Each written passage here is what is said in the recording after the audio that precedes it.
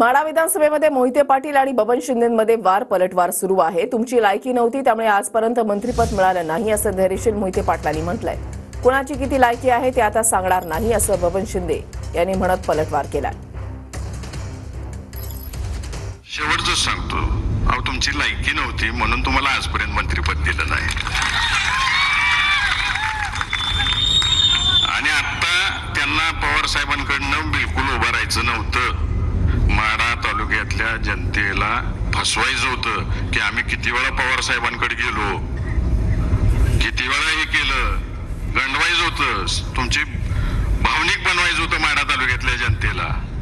अहो तुम्ही पवार साहेबांची गद्दारी केली म्हणून पवार साहेबांनी तुम्हाला कधीच नाकारलेलं आहे, 2.5 वर्षापूर्वी नाकारलेलं आहे। दिशाभूल करू नका, ही प्रचंड या कुटुंबाला सवय आहे दिशाभूल करायची। कोणाची किती लायकी आहे हे आज काढायची काय कारण नाही। निवडणूक झाल्यावर काढू। एकंदरीत पाहिलं आपण तर शिंदे आणि कुठं मोहितेंचंच कुठं राजकीय युद्ध आहे असं म्हणायचं। राजकीय युद्ध आमचं काही नाही। आम्ही आमच्या तालुक्याच्या विकासासाठी सातत्याने प्रयत्न करतो।